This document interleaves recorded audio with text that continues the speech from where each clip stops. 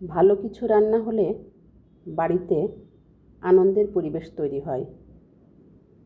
রান্নার মাধ্যমে শুধু খাদ্যই পরিবেশিত হয় না, বরং পরিবারের সদস্যদের মধ্যে আনন্দ ও ভালোবাসাও ভাগাভাগি হয়। তো আজকে প্রথমেই আমি হাতে মেখে মাংস রান্না করে নিচ্ছি।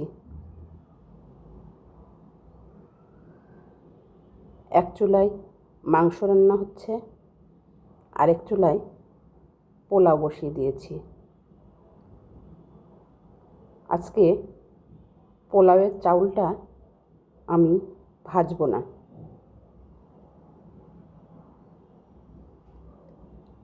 এভাবে পোলাও রান্না করলেও বেশ ভালো লাগে।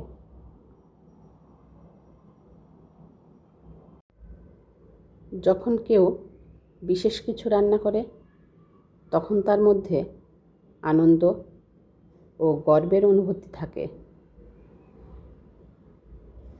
এই আনন্দটি রান্নাঘরেই সীমাবদ্ধ থাকে না, বরং পুরো বাড়িতে ছড়িয়ে যায়। সুস্বাদু খাবারের সুগন্ধ পুরো বাড়িটাকে মাতিয়ে তোলে, যা সবার মনে আনন্দের ঢেউ তোলে। কথার ফাঁকে আমার পোলাও রান্না হয়ে গেল।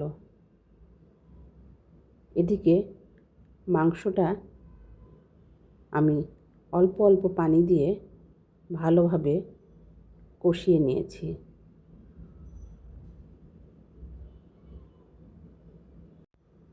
মাংস কষানোর সময় প্রতিবারই আমি কুসুম গরম পানি ব্যবহার করেছি।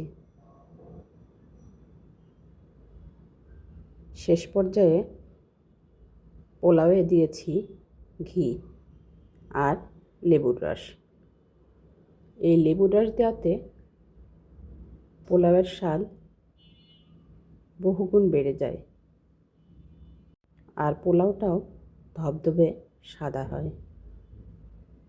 একটা প্যানে তেল দিয়ে আমি টিকিয়া কাবাবগুলো ভেজে নিচ্ছি। দুজন স্পেশাল কলিজার মানুষ এসেছে, তাই আমার এই ছোট্ট রান্নার আয়োজন।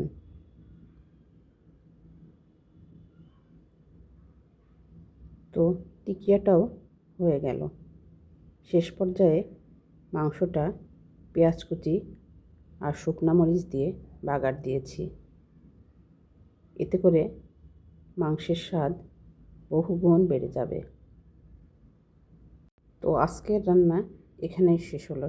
সবাই ভালো থাকবেন।